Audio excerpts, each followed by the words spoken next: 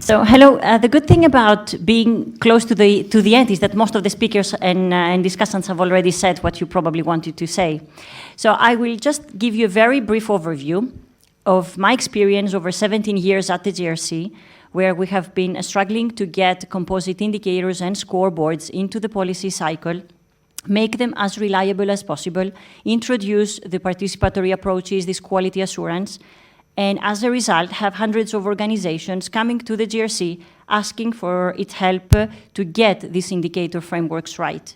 But I won't talk too much about it because I want to use this experience in order maybe to reformulate a little bit the title of this seminar in the way that I get my take-home message. So I would certainly say that it is about maybe old critics, because many of these things have been said in the past, so it's old critics. And recent currents, they're not really new, they are ongoing. So I would say they're recent currents. And I would replace the word challenges of quality with opportunities. And I would put in between the word pursuing, so the opportunities of pursuing quality. And why would I argue about it?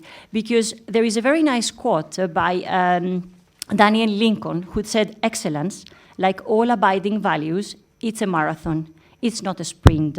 And I would say the same thing holds for quality. So quality and excellence, the way you could define it, it's a marathon. It's a long process. It takes time to get it right. And what we should be looking at the GRC and in the Commission in general is all those accelerating factors that can help you get it right. But it won't happen overnight.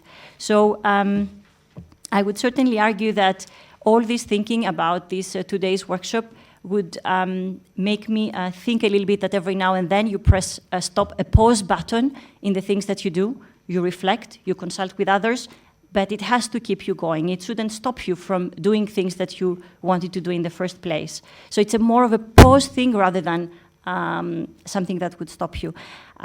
Now, about the fish, the way I would interpret it is that if it is this post-normal science, you can call it anything, it's something that has to be fed to the people. But there is a very nice quote that said that if you give a man a fish for one day, you'll feed him for one day. But if you teach him how to fish, you're gonna feed him for a lifetime. So let's take this kind of training, educating people, introducing the culture. So I would rather see the fisherman and the fish saying, you need to train people to think that way. And it won't happen overnight. It won't happen with seminars every 1 or 2 years. It has to be, as it has already been said, into the training curricula. At the GRC, there is already part of the strategy where we have the statement of scientific integrity.